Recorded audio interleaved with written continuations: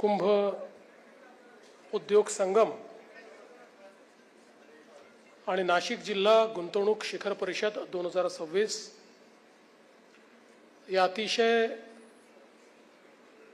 सुंदर अशा कार्यक्रमामध्ये मंचावर उपस्थित असलेले मंत्रिमंडळातील आमचे सहकारी श्री गिरीश महाजनजी, उदय सामंतजी, दादा भुसेजी, नरहरी झिरवळजी, संजय सावकारेजी, खासदार शोभाताई बच्छाव, आमदार माणिकराव कोकाटे, देवयानीताई फरांदे, सीमाताई हिरे, हिरामणजी खोसकर, महापौर श्रीमती हिमगौरी आडके, श्री मच्छिंद्र सानप, श्री नाना कुलकर्णी, श्री दीपेंद्र कुशवाहा, श्री प्रवीण गेडाम, श्री शेखर सिंग, श्री आयुष प्रसाद, श्री अजित कुंभार, श्री जलद शर्मा, श्रीमती मनीषा खत्री, श्री संदीप कर्णिक, श्री दत्तात्रय कराळे, या ठिकाणी मंचावर उपस्थित सर्व मान्यवर आणि उपस्थित सर्व भगिनी आणि बंधूंनो, आज अतिशय आनंदाची गोष्ट आहे की कुंभ उद्योग संगम आणि जिल्हा गुंतवणूक शिखर परिषद याचं आपण आयोजन केलं. महाराष्ट्रामध्ये आपण महाराष्ट्राला $1 ट्रिलियन इकॉनॉमी करण्याचा जो काही एक रोडमॅप तयार केला आहे, या रोडमॅपमध्ये जशी आपल्याला अर्थव्यवस्था मोठी करायची आहे तशीच भौगोलिक समतोल देखील त्या अर्थव्यवस्थेचा हा तयार झाला पाहिजे, हे एक उद्दिष्ट आपण ठेवलं आहे. आपण जर गेले अनेक वर्ष महाराष्ट्राच्या आर्थिक विकासाची वाटचाल बघितली तर आपला सगळा आर्थिक डोलारा हा मुंबई MMR रिजन आणि पुणे याच्या भरोशावर उभा राहिला. यामध्ये काही काळ नाशिक हे देखील ग्रोथ इंजिनचं काम करत होतं, पण दुर्दैवाने जी काही कारणं झाली असतील, मध्यंतरीच्या काळात नाशिकचा वेग मंदावला आणि एकूणच भौगोलिकदृष्ट्या विकासाची बेटं ही तयार झालीत. आणि म्हणून आपण हा निर्णय केला की $1 ट्रिलियन इकॉनॉमी जर आपल्याला करायची असेल तर समतोल विकास घडवणं हे अत्यंत महत्त्वाचं आहे. आणि म्हणून जिल्ह्याला गुंतवणुकीचं केंद्र केलं पाहिजे. जिल्ह्याचा स्ट्रॅटेजिक प्लॅन तयार करून प्रत्येक जिल्ह्यामध्ये इन्व्हेस्टमेंट कशी आणता येईल, त्या जिल्ह्याच्या पोटेन्शियलचा पूर्ण उपयोग कसा करता येईल, आणि केवळ मोठे उद्योग नाहीत तर MSMEच्या माध्यमातून त्या जिल्ह्यातली क्षमता लिव्हरेज कशी करता येईल, या दृष्टीने आपण मोठ्या प्रमाणात हे काम चालू केलं. आणि मला अतिशय आनंद आहे, मगाशी आपल्याला डेव्हलपमेंट कमिशनरने या ठिकाणी सांगितलं की कशा पद्धतीनं जिल्ह्याला युनिट मानून ज्या गुंतवणूक समिट झाल्या त्याच्यामध्ये देखील 30,000 कोटी रुपयाची गुंतवणूक ही त्या ठिकाणी आपल्याला प्राप्त झाली. आणि यामध्ये ज्या जिल्ह्यांनी उत्तम काम केलं त्यापैकी एक हा नाशिक जिल्हा आहे, हे सांगताना मला अतिशय आनंद वाटतो. आपण जर नाशिकचा प्रवास बघितला तर विशेषतः गेल्या 10 वर्षामध्ये नाशिक हळूहळू या संपूर्ण मुख्य धारेमध्ये परत आलेला आहे. आपण विचार केला तर नाशिकचं दरडोई उत्पन्न जे 2014 साली साधारणपणे 1,13,000 रुपये होतं, ते आता जवळपास दुपटीपेक्षा जास्त 2,65,000 रुपयापर्यंत या 10 वर्षात पोहोचलं आहे. आणि नाशिकची जर अर्थव्यवस्थेचा GDPतल्या कॉन्ट्रीब्युशनचा आपण विचार केला तर नाशिकचं जे कॉन्ट्रीब्युशन 2020 साली $19 बिलियन होतं ते आता 28 बिलियन डॉलर पर्यंत पोहोचलेलं आहे. म्हणजे गेल्या 5-6 वर्षातच आपण 50% अधिक भर घातली आहे. आणि यातली गेल्या 3 वर्षाची भर जर आपण बघितली तर ती अतिशय लक्षणीय अशा पद्धतीनं नाशिकमध्ये गुंतवणूक आणण्याचा प्रयत्न आपण केलाय. आज आपल्याला अतिशय आनंद आहे की 300हून अधिक सामंजस्य करार जिल्हा स्तरावर झाले. जवळपास 13,190 कोटी रुपयाची गुंतवणूक याच्यामध्ये अपेक्षित आहेत. 32,000 नवीन रोजगार या ठिकाणी तयार होतात. आणि विशेषतः आपण जर बघितलं 2024 साली जवळपास 12,351 कोटी आणि 2025 साली 6,404 कोटी अशा पद्धतीनं हा गुंतवणुकीचा जो ओघ आहे हा अत्यंत वेगानं या ठिकाणी चाललेला आहे. आणि आपण जर या 3 वर्षाचा क्युम्युलेटिव्ह विचार केला तर स्थानिक स्तरावर, मी हे काही मोठे उद्योग सांगत नाही आहे, जवळपास 31,945 कोटी रुपयाची गुंतवणूक ही नाशिकमध्ये झालेली आहे. त्यातनं 66,000 रोजगारांची निर्मिती ही या ठिकाणी होते. आणि मला आनंद आहे की एकूण जर नाशिकचा विचार केला तर झालेल्या करारांपैकी 77% करार जे आहेत हे कार्यान्वित झालेले आहेत. ते वेगवेगळ्या टप्प्यांवर त्या ठिकाणी कार्यान्वित होत आहेत. त्यामुळे मला असं वाटतं की केवळ कागदावरचे करार नाही तर प्रत्यक्ष गुंतवणूक ही आपल्याला नाशिकमध्ये पाहायला मिळते.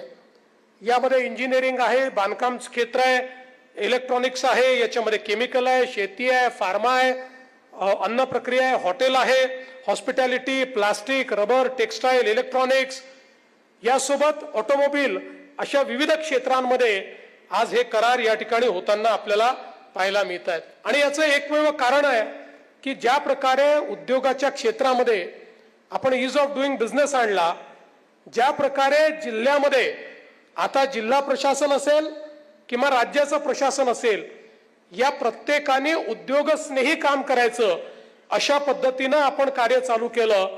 आणि मग अशी उद्योग मंत्र्यांनी ज्याचा उल्लेख केला, मैत्री सारखी सिंगल विंडो सिस्टीम आपण तयार केली.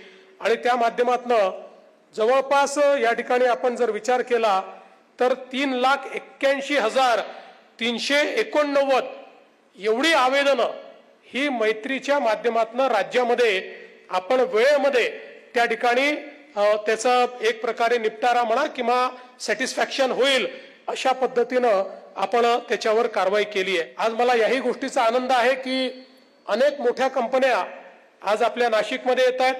मग अशी गिरीश भाऊंनी उल्लेख केला महिंद्रा अँड महिंद्राचा, त्यांचा तर निर्णय हा पक्काच आहे, त्याच्यात काही अडचण नाही आहे.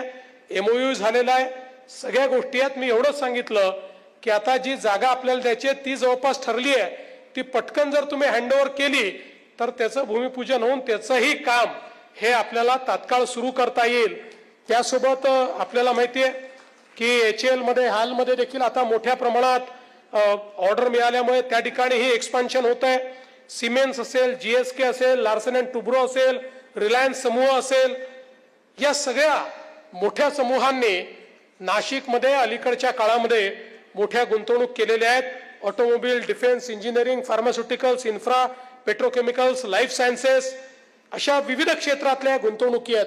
जिंदालची गुंतवणूक इलेक्ट्रिकल स्टील मध्ये ते करतायत जवळपास 12,500 कोटी. रिलायन्सची 5,000 कोटीची गुंतवणूक आहे. महिंद्रा अँड महिंद्राची तर आपल्याला माहितीच आहे. क्रॉम्प्टन ग्रीफची 1,155 कोटी रुपयाची आहे. व्हर्च्युसोची 800 कोटीची आहे. इपिरॉकची 350 कोटीची आहे. रिन्यू सेलची 1,500 कोटीची आहे. कुशिराग सोलारची 1,000 कोटीची आहे. SESS ची 550 कोटीची आहे. अशा अनेक जवळपास या गुंतवणुकीचा विचार केला तरी 57,000 कोटी रुपयाची गुंतवणूक ही देखील नाशिकमध्ये या ठिकाणी या माध्यमातनं गेल्या 2 वर्षामध्ये आपण आणलेली आहे.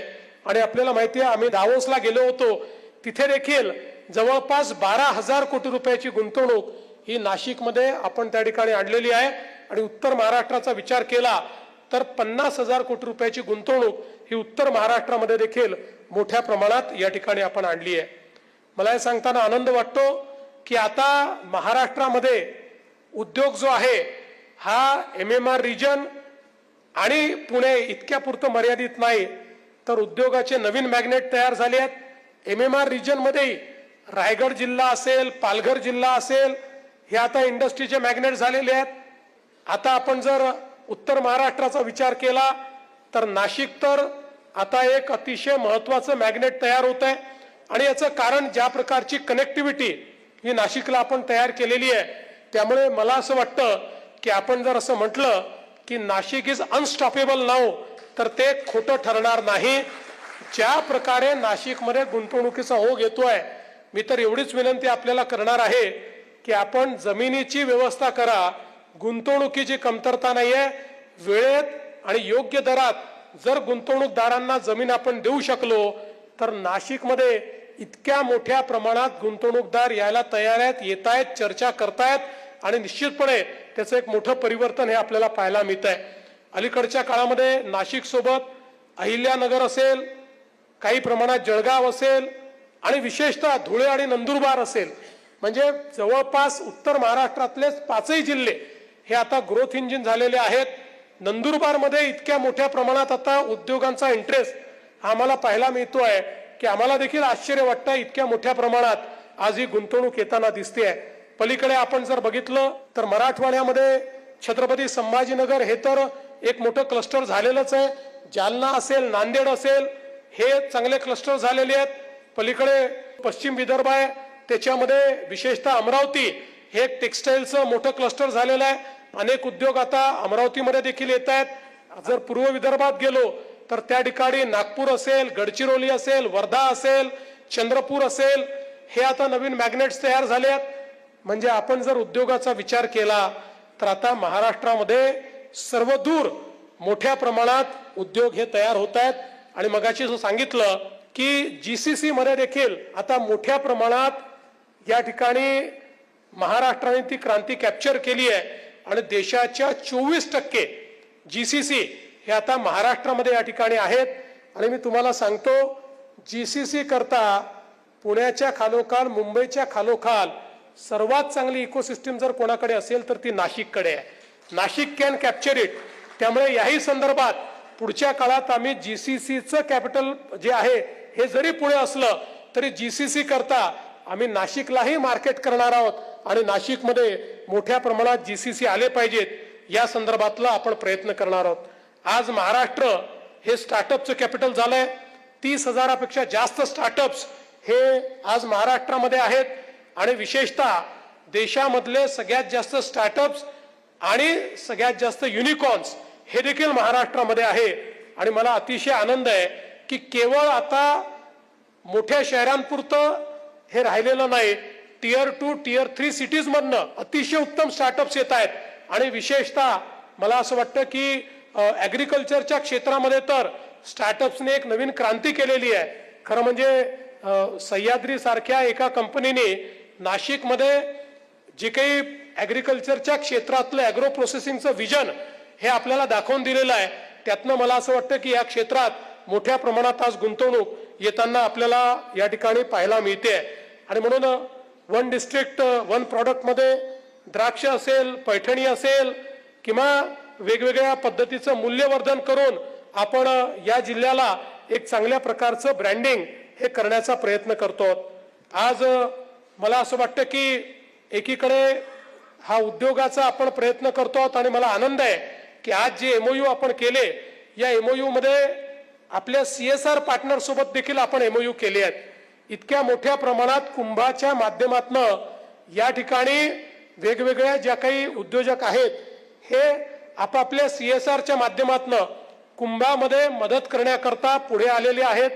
अनेक कुंभातली कामं ही CSRच्या माध्यमातनं करण्याचा प्रयत्न हा त्यांचा चाललेला आहे. खरं म्हणजे आपण नेहमी लक्षात घेतलं पाहिजे, आज या कुंभामध्ये जवळपास राज्य सरकार 33,000 कोटी रुपयाची गुंतवणूक करत आहे. पण ही गुंतवणूक ही केवळ टेम्पररी गुंतवणूक नाही आहे. या गुंतवणुकीमुळे पुढचे 15-20 वर्ष हा जो काही नाशिक जिल्हा आहे, हा जिल्हा एक इंडस्ट्री करता आणि गुंतवणुकी करता मॅग्नेटच्या रूपानं तयार होतोय. कारण या ठिकाणी होणारी कामं जी आहेत यातनं एकीकडे शहर बदलत आहे, दुसरीकडे जिल्ह्यातली कनेक्टिव्हिटी ही पूर्णपणे बदलते आहे आज आपण सगळ्या प्रकारच्या महामार्गांनी जोडलं जातोय. आज आपण जो नवीन वाढवणचा पोर्ट आहे त्या पोर्टशी आपण जोडलं जातोय. आपण लॉजिस्टिक्स पार्क म्हणून या ठिकाणी जोडलं जातो. आपण क्लिअरिंग करता या ठिकाणी जे पुढच्या व्यवस्था आहेत त्या व्यवस्था ड्रायपोर्टच्या माध्यमातून तयार करणार आहोत.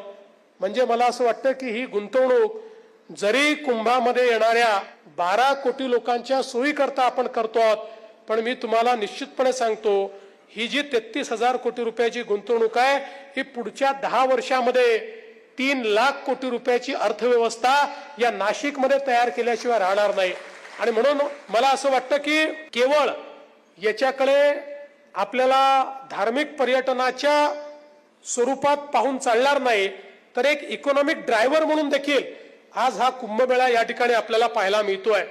आपण जर प्रयागराजचा कुंभमेळा बघितला तर त्या ठिकाणी डॉक्टर श्यामाप्रसाद मुखर्जी फाउंडेशनने जो काही एक रिसर्च केला त्यातनं जवळपास 1.5 लाख कोटी रुपयाची अर्थव्यवस्था ही त्या एका कुंभमेळ्याने पहिल्याच वर्षी त्या संपूर्ण राज्यामध्ये त्या ठिकाणी तयार केलेली आपल्याला पाहायला मिळाली. आणि त्यातनं स्थायी आणि अस्थायी अशा दोन्ही प्रकारचे रोजगार बघितले तर एका कुंभमेळ्याने 6 लाख रोजगार हे त्या ठिकाणी उत्तर प्रदेशामध्ये तयार केले. त्यामुळे एकीकडे इकॉनॉमिक ड्रायव्हर म्हणून देखील आपण कुंभमेळ्याकडे पाहतो आणि दुसरीकडे अर्थातच आमच्या सनातन संस्कृतीचा आस्थेचा सर्वात मोठा आविष्कार म्हणजे हा कुंभमेळा आहे.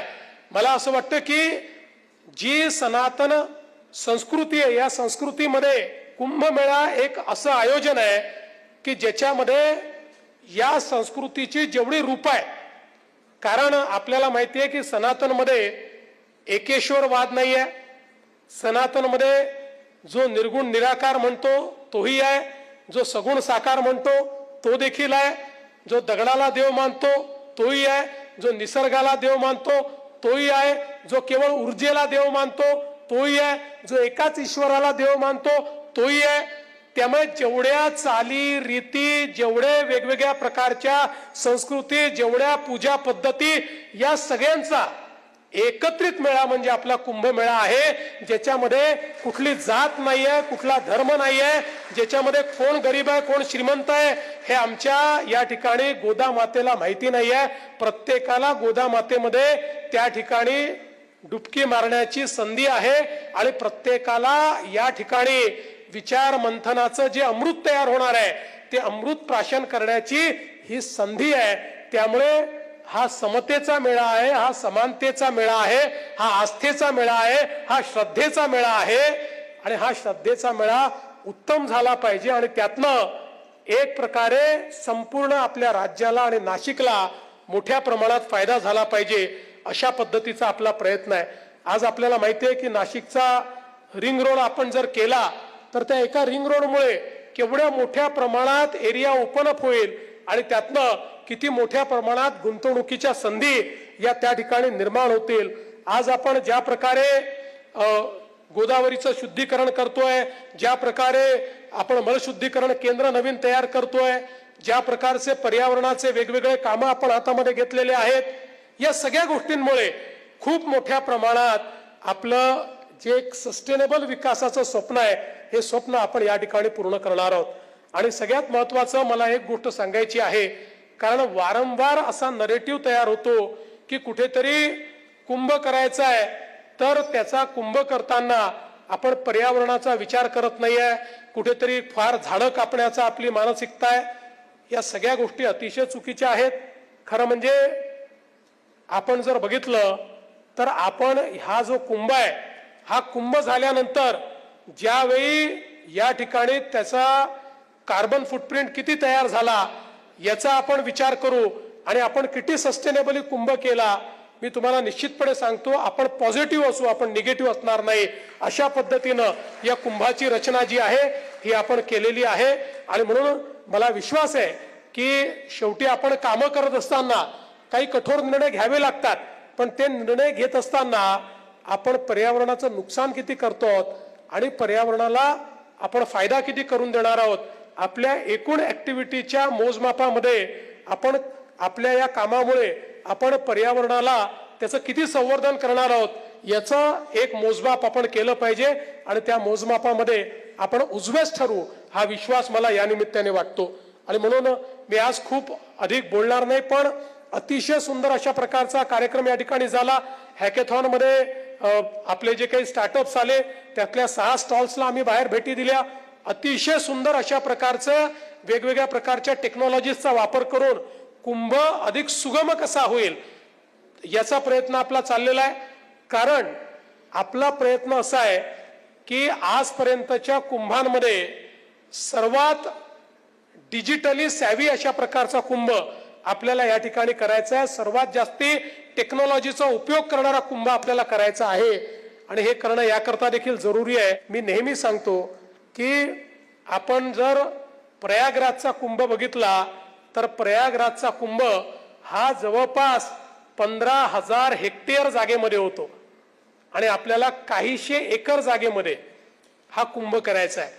त्यामुळे इतक्या मोठ्या प्रमाणात मागच्या कुंभापेक्षा 5 पट लोक जर जास्त आले तरी देखील कोणालाही कुठल्याही प्रकारचा त्रास न होता, कुठलाही भक्तिभाव कमी न होता प्रत्येकाला कुंभ हा एक प्रकारचा स्पिरिच्युअल एक्सपिरियन्स आहे, एक आध्यात्मिक अनुभूती आहे।